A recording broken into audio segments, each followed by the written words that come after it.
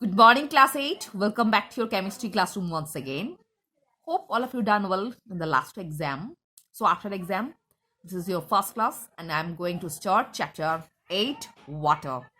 So look at your book. Water. Introduction, essential constituent. Water. Water molecule is also known as H2O, molecular formula of water. Molecular weight 18. And molecule of water, two atoms of hydrogen combined with single atom of oxygen. Next to here, water is the most important and essential widely distributed liquid on earth. About 70% of earth's surface is covered by water. Water found in the natural state obtained from rivers, oceans, wells, etc. is called natural water and is vital for plants, animals and human life. So basically, which type of water obtained from rivers, oceans and wells, that is known as natural water. Snow and frost are the natural form of water present. Rainwater is the purest form of natural water, while river and lake water are the impure forms of natural water. Seawater is the most impure form of water and contains soluble sodium chloride. So this paragraph is very important. Snow and frost are the natural forms of water.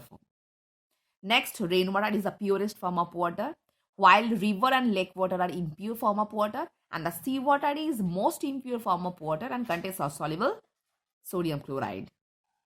Well water and a spring water exist below the earth's surface and contain soluble impurities. Henry Cavendish showed water to be a compound of hydrogen and oxygen. So इसके लिए दाग लगाना.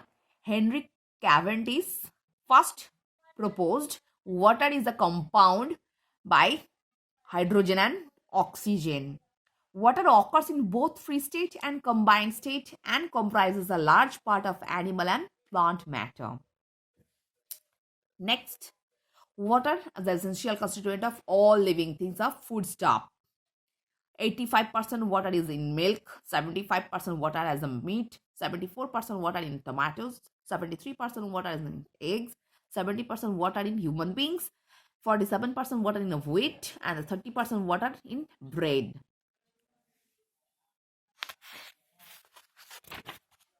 Next, potable water.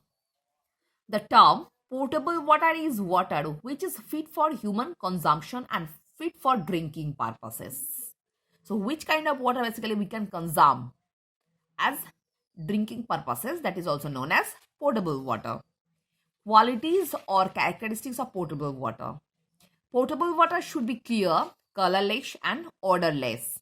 It should be free from harmful bacteria, germs, suspended impurities, and it should be free from harmful bacteria, germs, suspended impurities, and harmful salts such as nitrates, nitrites, cyanides, and urea. So, underline these chemicals.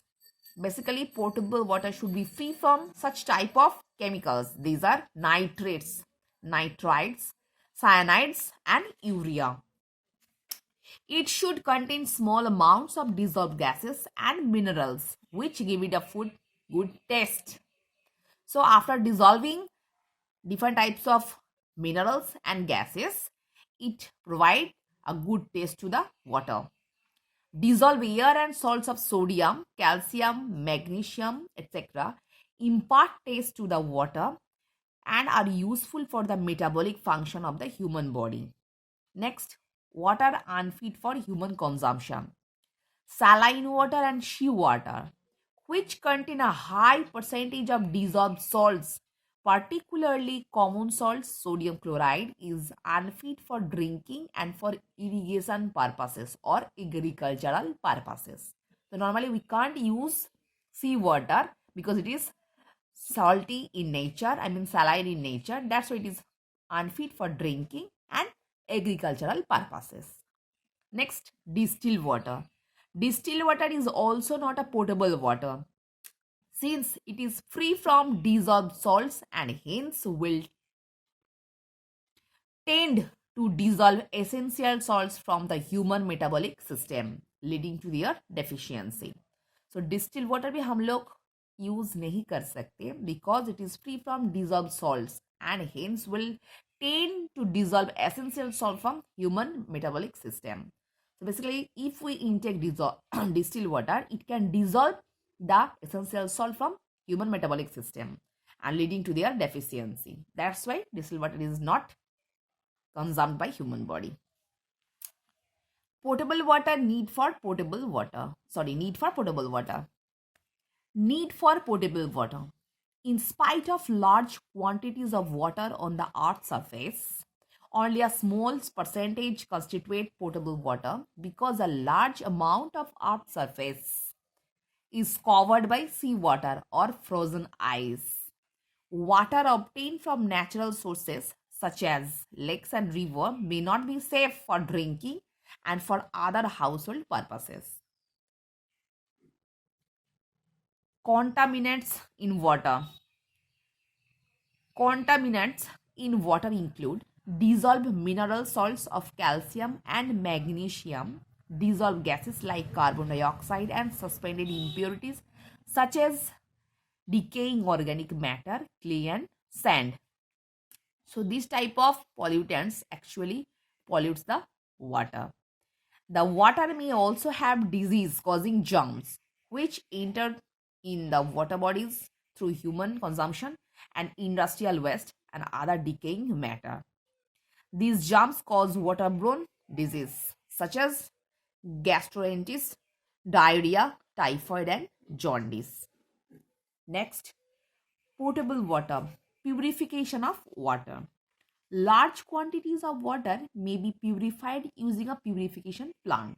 So basically, river water or lake water purified using a purification plant. In cities and towns, the water supply enters the individual homes through the water taps. This water is received from rivers and lakes, which are the main sources of water supply.